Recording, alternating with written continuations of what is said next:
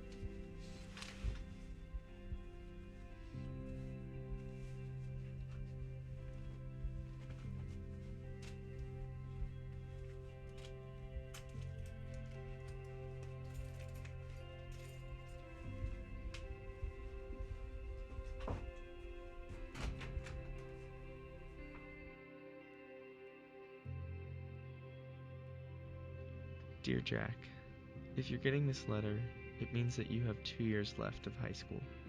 You're about to graduate and will be off to bigger things. Congratulations. There are too many words to express how proud I am of you.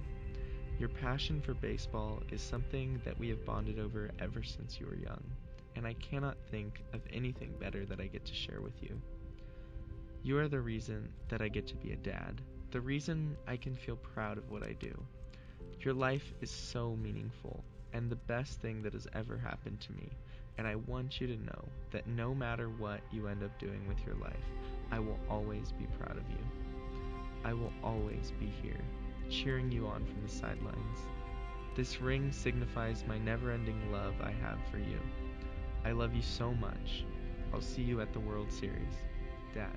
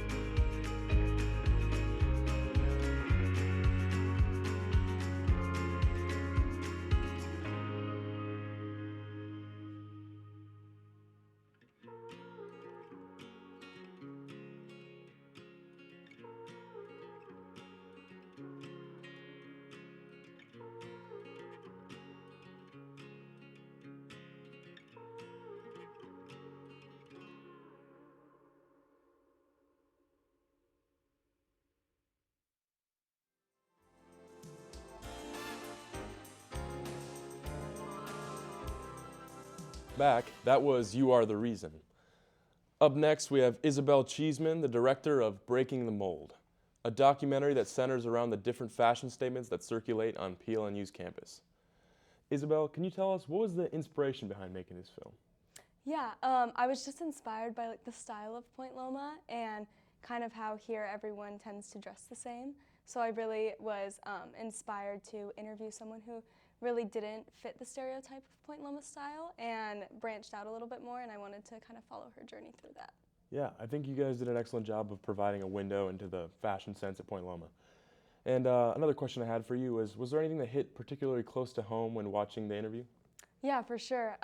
There was a lot, but one thing that stuck out to me the most was just kind of be yourself and wear what you want to wear, dress how you want to dress, and just like not care what other people think of your style and just be who you are. Thanks for sharing that, Isabel. Now let's take some time to look at Breaking the Mold.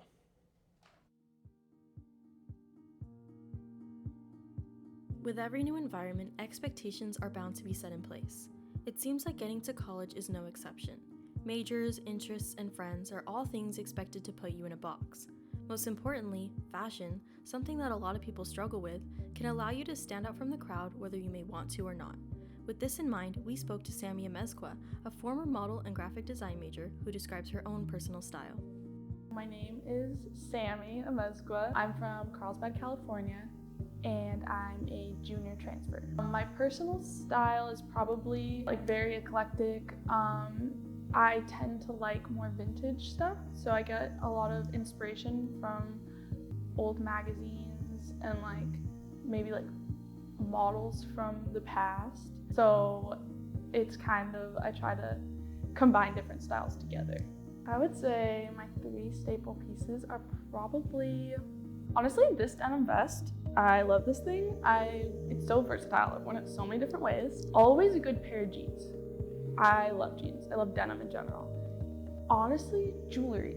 Jewelry is not really like necessarily a piece of clothing, but I love it and I think that it can like change your outfit completely. So it's definitely like very important for me to wear every day. Here at Point Loma Nazarene University, fashion can be marginalizing and students tend to dress all the same. This can make it difficult to have the confidence to stand out and wear what you want to wear. We asked Sammy how she struggled with this and how Loma fashion dictates how students view themselves and others. I think that this school has a specific style, and so people come here liking that. And I kind of noticed right off the bat the style, and so coming, I kind of knew, and I think it did partially hold me back a little bit. Like I definitely thought about my decision coming here, like that was a factor of why I was a little bit hesitant, because I was like, what if I don't fit in completely? I definitely had times where my style didn't correspond with like the way that I am. I kind of was just going along with not necessarily trends, but just like aesthetics that like weren't me. I feel like people do judge a little bit, so you kind of have to like get past that. After hearing about Sammy's struggles, we see how fashion at school can really affect someone. But after years of attending Point Loma, she learned how to overcome these stereotypes and be more herself through her fashion. I think that I've kind of gotten past that point in my life where now I just kind of dress the way I want. I think I could have been a lot more confident a lot sooner if I would have just gotten out of my like little shell of like nervousness about it. Fashion's definitely been a big part of my life. I would say that it helped my confidence a lot. Once I started like dressing the way I wanted to dress, it just made me a like happier person in general, because I think that when you are happy with the way you look, it definitely like makes you just feel better all around. I would tell my younger self to not shy away from being in the forefront and letting my creativity that I've always had actually show in myself, and not just in my artwork that I create, but like kind of being my own artwork.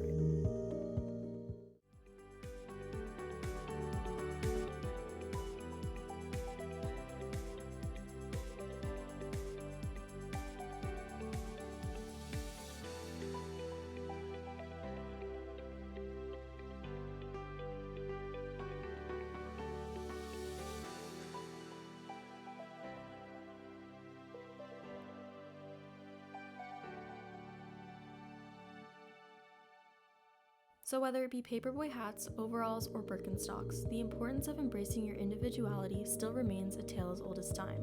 As we've seen, college is a great place to find your style and experiment with your fashion choices, because all in all, you should wear what you want to wear.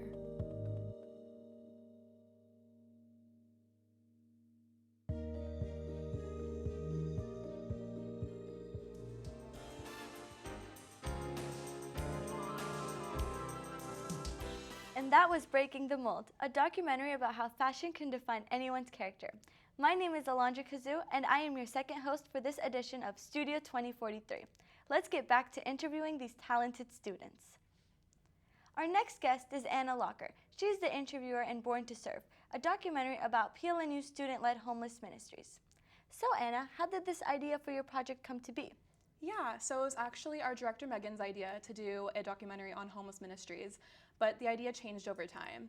So originally we wanted to go downtown and see how the homeless ministries impact the unhoused individuals down there, but after working with homeless ministries and working out the logistics of the film, we ultimately decided to focus on the students who work with the Point Loma Homeless Ministry. Interesting. What do you hope the lasting impact will be on of this project on your viewers? So our hope is that the viewers will really feel connected to the students that are featured in the documentary and ultimately want to take action and take advantage of the awesome ministry opportunities that we have here at Point Loma. Sounds great. I hope so too. And now it's time to watch Born to Serve. Hey Point Loma, my name is Anna Locker and we are here at the Wasson Seaview Terrace because we want to learn more about homeless ministries and how to get involved on campus. So we're going to talk to some Bread of Life members and learn more about their stories. My name is Spencer Allard. I'm a sophomore and I'm a social work major. I'm Lauren Mayhew. I am a sophomore applied health science major. My name is Cambria Grant. I'm a sophomore here at Point Loma. I'm a psychology major. My name is Ella. I am a sophomore social work major and I am a Bread of Life homeless ministry leader. What is homeless ministries and how did you get involved? Homeless Ministries is a part of community ministries, and I went to my dorm and I saw a QR code and I needed something to do, and I'm like, I'll try it out. So I signed up and I went, and it was probably one of the best experiences I've had at Point Loma. We bring sandwich baggies with sandwiches, some snacks, water and coffee, and we get to meet a lot of amazing people downtown and just serve them and go around these blocks.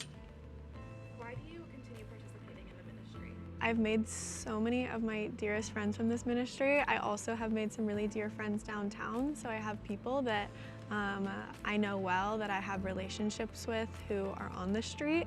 And so for me, I think that if I just didn't come back, I would feel like in a way that I was also kind of betraying that relationship, because like these people are my friends at this point. I've had multiple times where I've kind of been hesitant to go down, feeling like I have too much to get done, lots of homework, other things I could be doing, but every time I choose to go, I'm always so glad I did.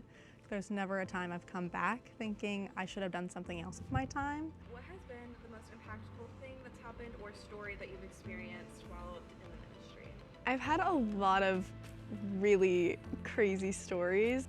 The first one was when I have a friend down there, her name is Garrett.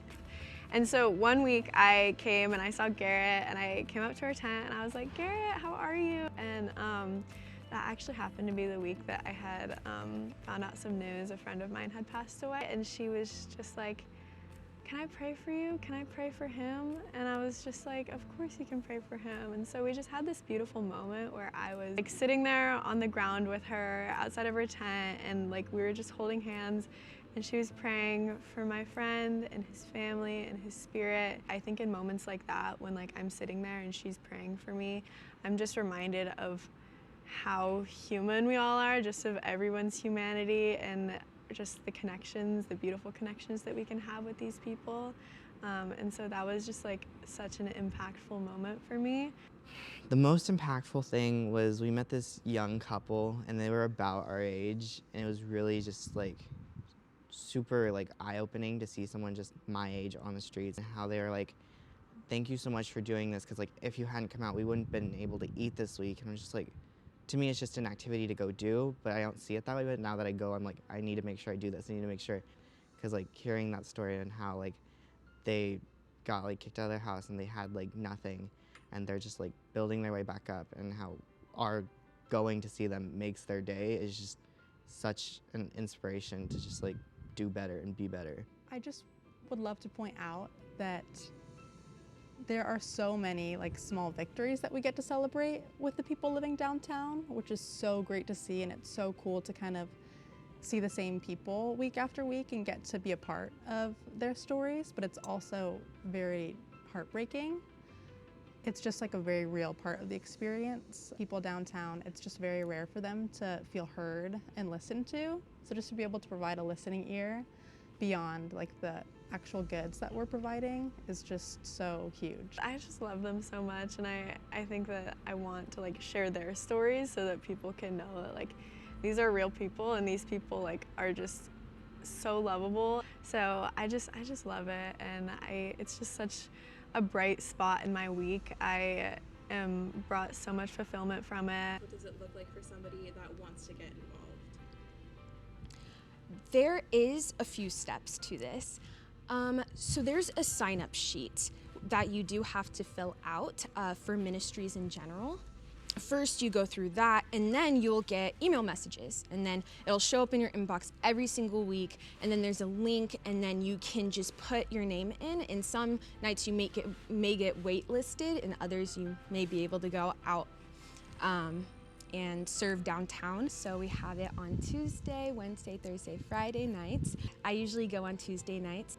Just check out the Community Ministries Instagram, click that link. There's so many different ministries that you can check out depending on kind of what your interests are, where your heart lies. If you want to try it, if you're thinking about it, just do it. The leaders are great. The people who we go serve are amazing. They have amazing stories to tell you. They're always so friendly.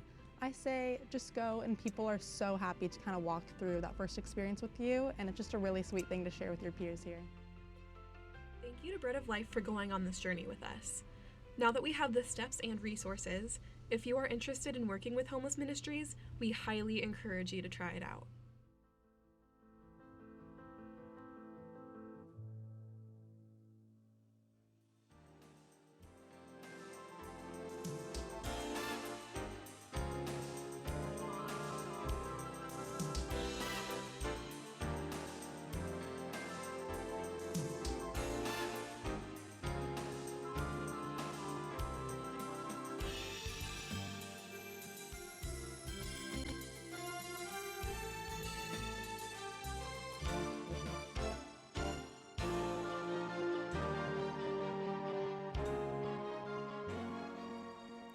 And that was Born to Serve, a short film about the importance of our homeless ministry on campus. I'd like to welcome our next guest, Carter Johnson. He's the cinematographer behind Data Breach, a short film about a man that has an important piece of data taken from him and his mission to retrieve it. So Carter, I'd love to hear both about your approach to filming this exciting story and the inspiration for the look of your film project. Yeah, so I think we really wanted to show the drama of it with the kind of shots, because with having no dialogue, we have to really go out of reach to go get those shots and show the action of the whole film. So I think shooting at night was a big part of that, and we can manipulate light however we want, and then yeah, we can get the drama we want. Wow, that sounds so interesting. It sounds like you put a lot of thought into it. Looking back at this whole project, what is something you enjoyed the most?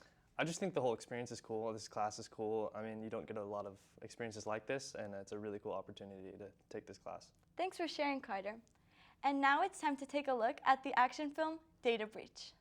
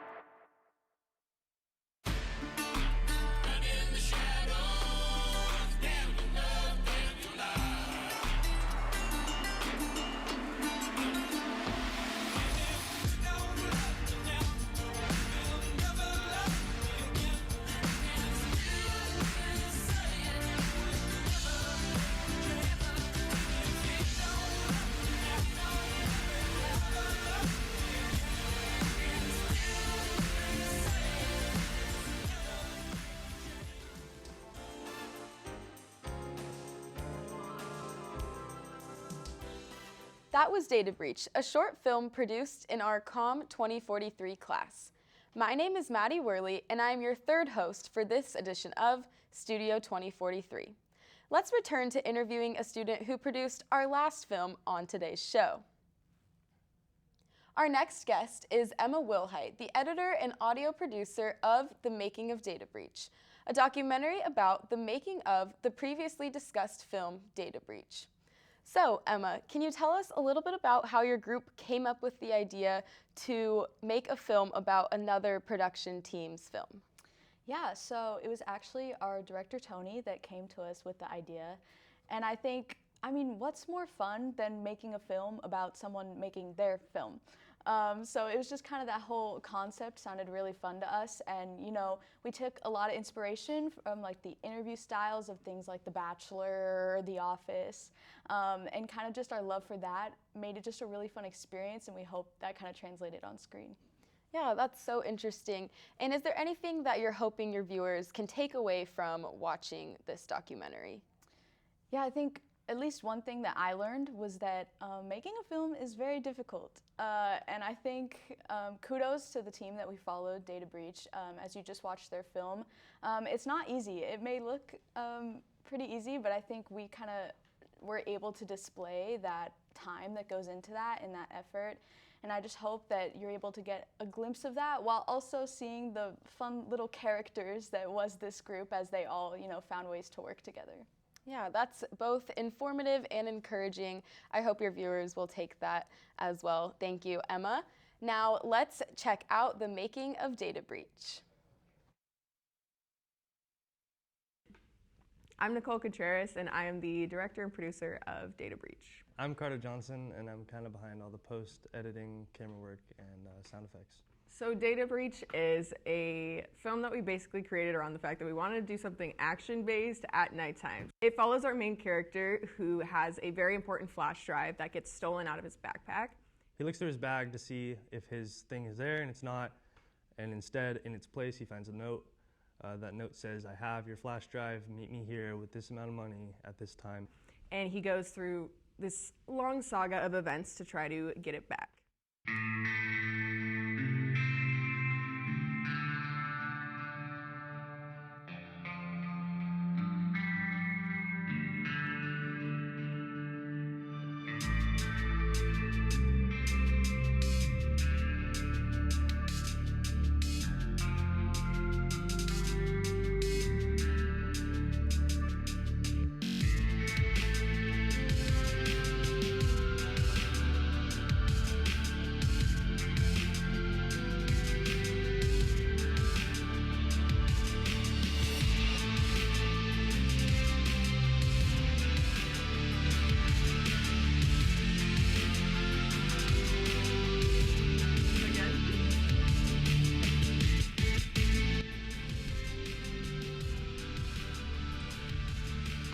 Data Breach, filming day 1, action.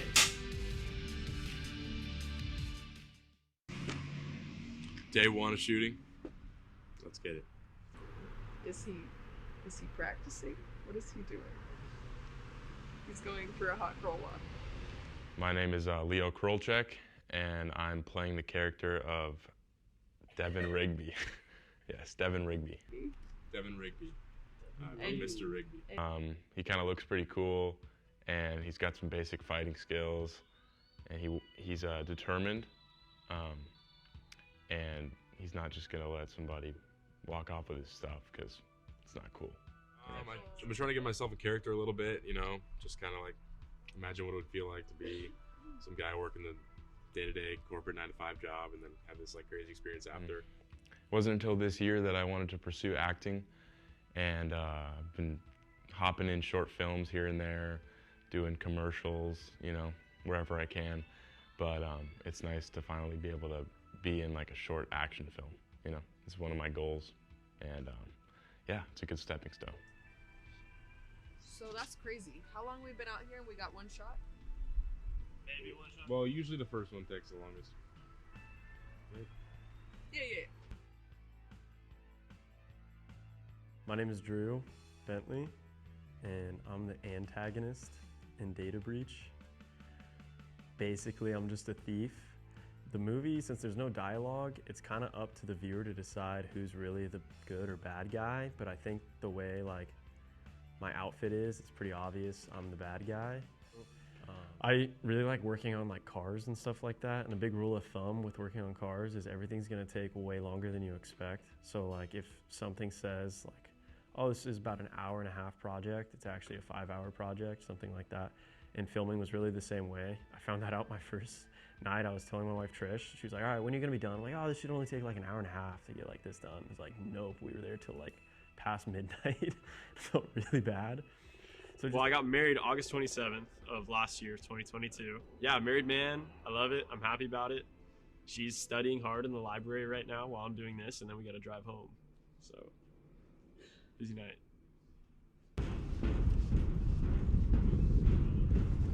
I need audio. Need that. So essentially, it's not working. I'm not sure if it's the SD card or the actual device. I'm assuming it's the SD card because we have a 128 gig SD card right now, and it just doesn't want to be compatible. The audio was just simply not working, and I think a lot of that was because of the SD card. And I brought my own SD card instead of using the one that came with the actual mic pack and the whole setup. We basically just didn't use audio for that whole portion of filming, but also on the back end and editing, it ended up looking just fine because we started to use more music and sound effects rather than what we got when we shot it. We're gonna keep pressing the buttons until it starts to work with me. But until then, I think the good part is the scenes that we're doing right now on the dock mostly are gonna be to music, so it's not entirely essential that we have great audio. Additionally, it's very windy and the audio is bad regardless.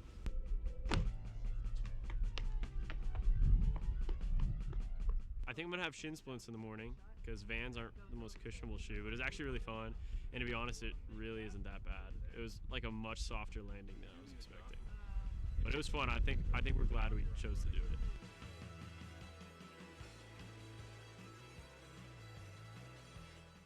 I hadn't seen the final cut of our rough draft of it going into the day that we all previewed it in class. And so I was first of all excited to see it, and then also it's always a little bit intimidating having a bunch of people watch your work because you spend a lot of time on it, and then to have a bunch of people critique it is a little scary. I think it did what it needed to do. There were some good critiques. People had suggestions about shortening different shots that we had. I was worried, honestly, because shooting at night, you get a lot of graininess, a lot of noise. So I spent hours trying to fix that in post with coloring and everything. And I was worried that blowing it up on a big screen would like make that crazy. I think there's a lot of work that needs to be done, for sure. And there's definitely some shots that I'm not proud of. There's shots that I'm definitely proud of. But as of now, I think it's a pretty solid first cut.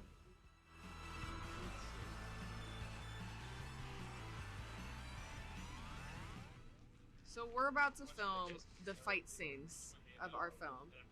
And so our full scouting for this setting was basically driving up and down the streets of OB until we found a random parking lot, which we're now in.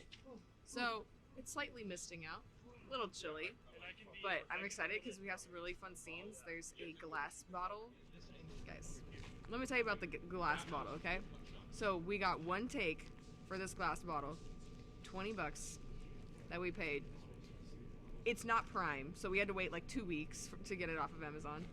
And we got one shot to make this take look good. So I'm excited. Hopefully it goes great because it'll look epic if it does. If not, oh well, we tried.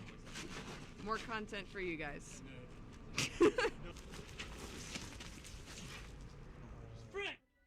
I'd say the hardest part was the fighting last night, filming that. Selling the hits was really tough. Like trying to make it look like I actually got hit in the face super hard.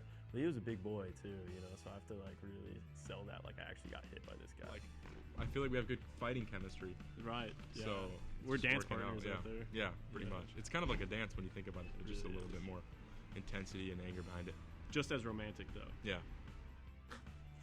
This whole scene's gonna be gimbal. Basically, it just keeps the camera steady. And it's got 3 different arms that are each, when I set it up, I have to balance every single one. So they're all locked in place, and then I unlock one at a time, balance it, lock it in place, unlock the next one, balance it, lock it in place, and that takes like 10 minutes. Once I get it all balanced, I can take the camera, move it in any direction, and it'll stay there. That's when I know it's balanced. And then I can unlock all of them, turn it on, and it centers itself. And then basically I can take it, move it however I want, and the camera stays in place. And then there's a whole bunch of different modes on it. A lot of people know my dad works in Hollywood. He's a camera operator for live TV shows. So I've kind of grown up around the industry, around those kind of experiences. He always critiques me on every shot I make, so I learn a lot from doing that. Okay, you have that long to grab it, and then hit him when I stop. All right. Just make. Hey, ready? Action. Ready? Action.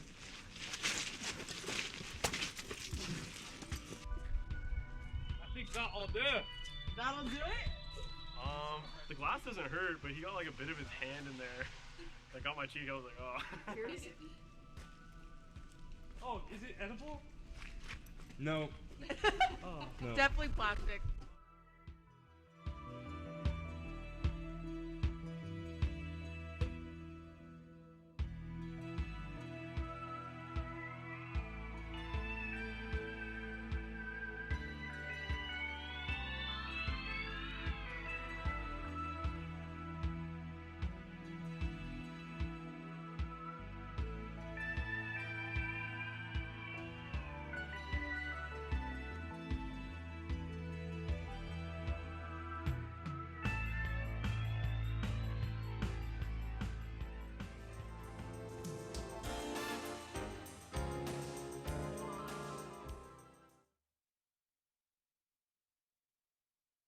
Inspired by our work this semester, and thank you for joining us.